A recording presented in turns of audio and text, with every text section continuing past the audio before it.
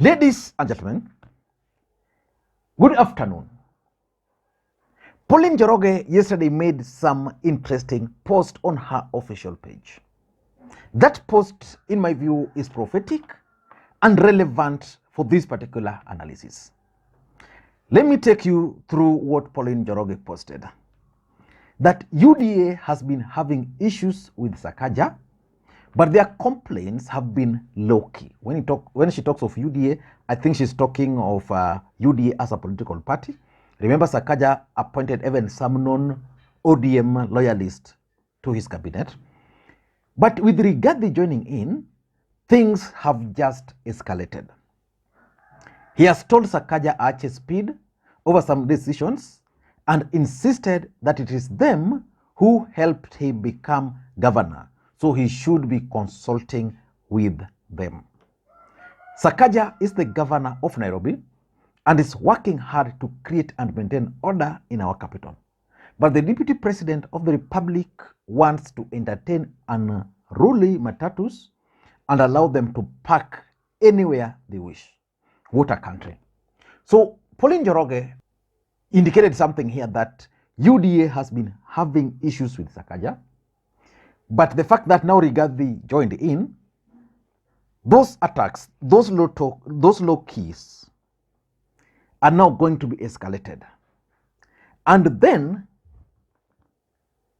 Gathoni wa Mushomba, the Githunguri member of parliament, a former Kiambu women representative, also made some very interesting post, which is going to form the basis of this analysis.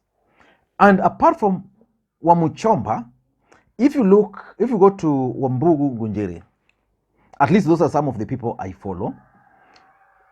Wambugu Ngunjiri also suggested something to the effect that Sakaja is actually frustrating the Kikuyu.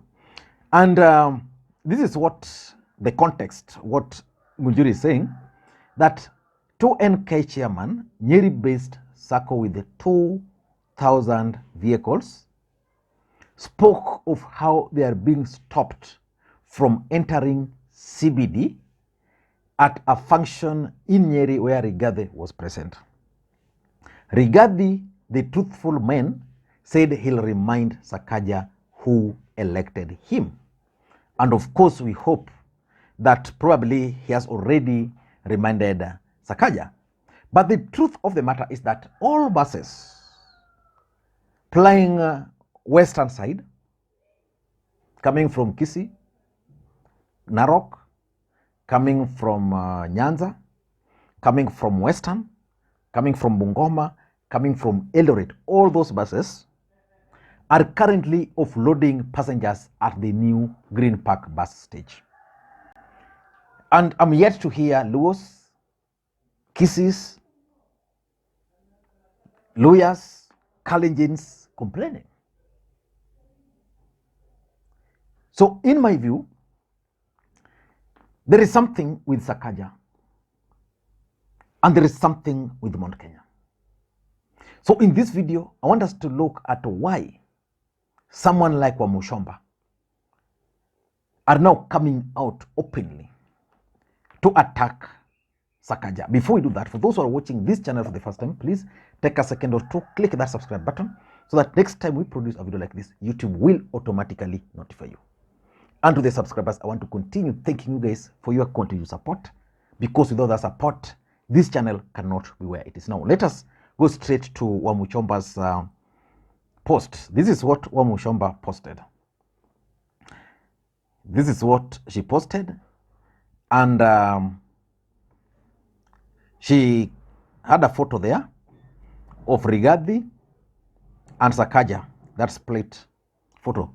So she's saying, Governor Sakaja, Kaka Travelers are historic in Nairobi. Kaka Travelers, I think, is one of those motor vehicles companies from Kiambu. Kaka stage in Tom Mboya, Nairobi, is synonymous with the Kaka matatus from Githunguri since I was a child. They were evicted and replaced with your preferences.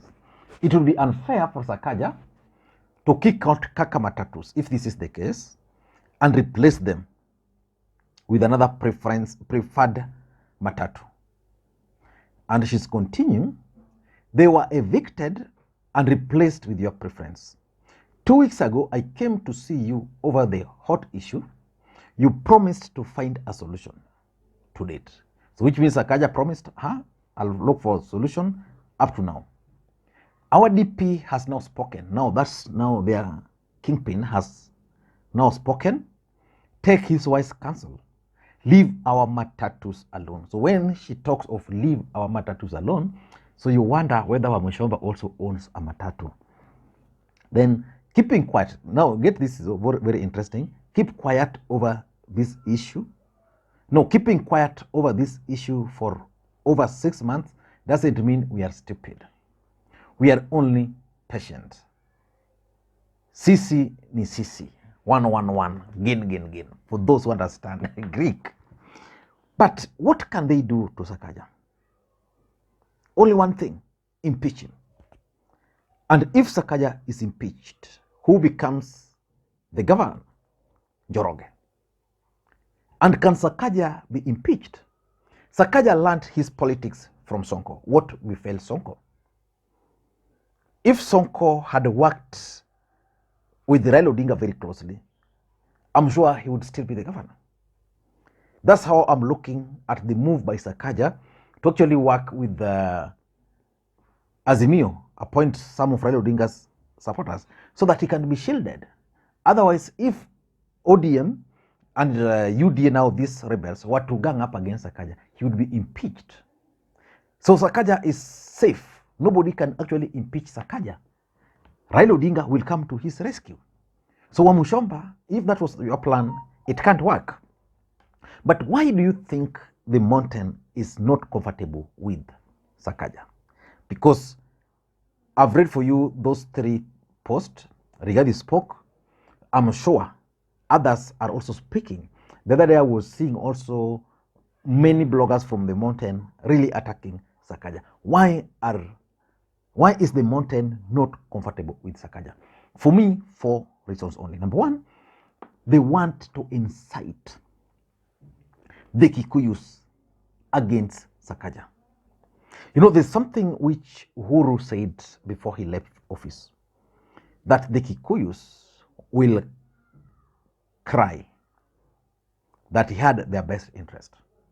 As we speak today, the governor of the city, if the Kikuyus had heeded to the advice of Uhuru, would be a Kikuyu.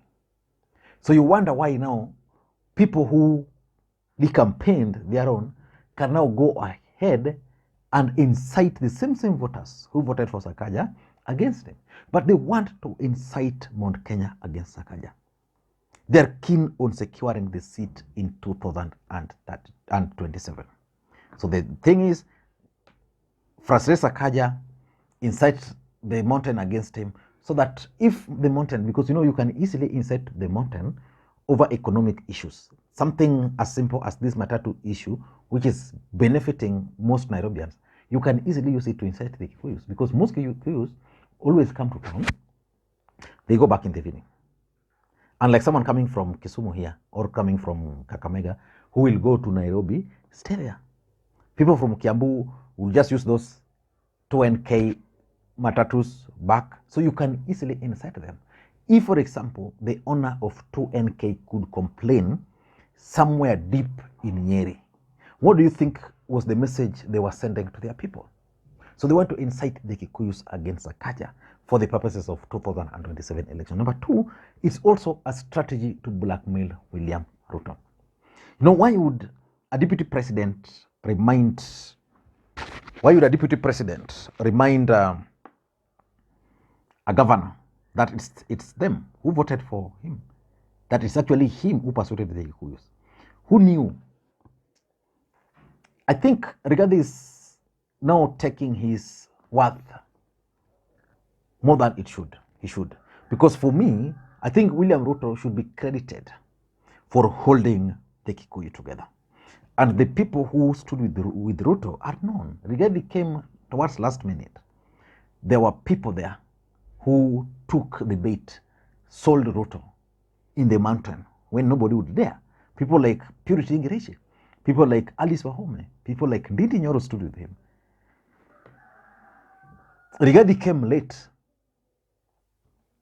And I think number 3, there's this self-entitlement, which the Kikuyu leadership are now trying to exhibit, that Nairobi is actually an extension of Kiambu, is an extension of Nyeri, is an extension of Murang'a, that they are entitled to certain businesses in Nairobi. Granted, majority of matatus in Nairobi belongs to the Kikuyus. The Kikuyus are some of the most industrious businessmen we have in the country. If you were to stand between Kericho and Ahero, I mean that Nakuru Kisumu highway, and start counting the vehicles, matatus passing by, then definitely most of them are owned by Kikuyus. But the self-entitlement which these leaders are trying to show is something which everybody should actually discourage. And I also think, lastly, that it's a strategy to rally Kikuyus to support their own in 2032. I mean in 2027. Because Kikuyus failed to secure Nairobi 2017, 2022. They have chances of failure again in 2027 is high. So they want to incite the Kikuyus, blackmail Ruto, then probably they'll have one of their own as a governor. So that the governor, in quote, will be able to fix some of the challenges they are facing, which takes us back to Uhuru Kenyatta. Do you think Uhuru Kenyatta was prophetic in his messaging to the Kikuyu nation? Until that time, this is Lee Makwiny. Bye-bye for now.